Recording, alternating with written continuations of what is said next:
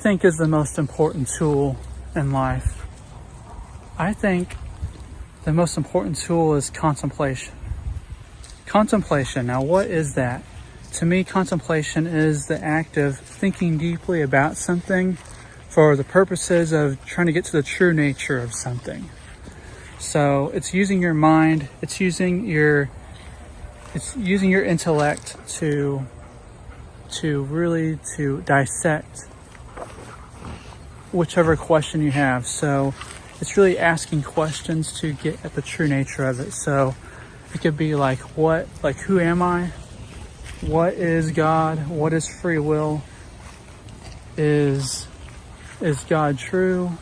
Is evil real? What do I really want out of my life? What some goals and habits that I can use to further elevate myself, my own personal growth? There's some questions like that you can use. I think contemplation is very important because self-understanding, your self-knowledge is important. And a lot of people these days, have problems. A lot of it can stem from not understanding what the issue is, not knowing how to solve it. So that's kind of why people seek help from others, not only to get empathy and self-reassurance and comfort, but also because there's not a lot of self-knowledge. I feel like for me, I've never had an issue of being on my own in solitude, but for some people, loneliness really creeps in, and it is a problem.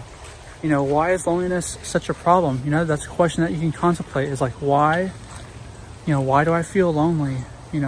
Why is it why am I lonely when I'm by myself? Why can't I feel free when I'm on my own?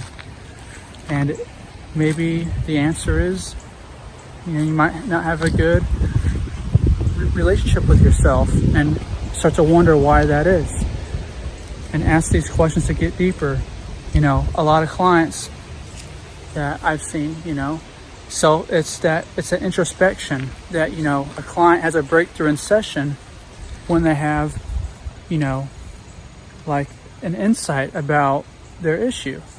And contemplation can really be like you being your own therapist, because a therapist, they'll ask you questions and they'll kind of do the contemplation, they'll basically contemplate with you, and they'll ask questions, and they're basically like a mirror. A therapist is basically holding up a mirror to get you to go down and self-reflect. But you can take that power for yourself, and you can also ask the questions, and then you can try to look yourself in the mirror. Metaphorically speaking, and maybe also physically speaking as well. But you can look at your own beliefs. You can look at your own beliefs. How are my beliefs affecting my happiness and well-being? You can contemplate that. You can really feel inwards about different areas of your life that you may be doing well at, and also maybe some you might not be doing well with. So that's the number one skill I recommend that you all use, and use that to really get at the root of your issue. And some keys to contemplation is open-mindedness and skepticism. You want to question all your assumptions. Don't leave any stone unturned. But you also really need honesty. And you also need that I don't know state. You want to get into a state of mind where you just I don't know what the answer is. Let's just see where my questioning goes. Be in that I don't know state of mind where you don't know, and start to question, things in your life. All right. I hope that helps. Take care.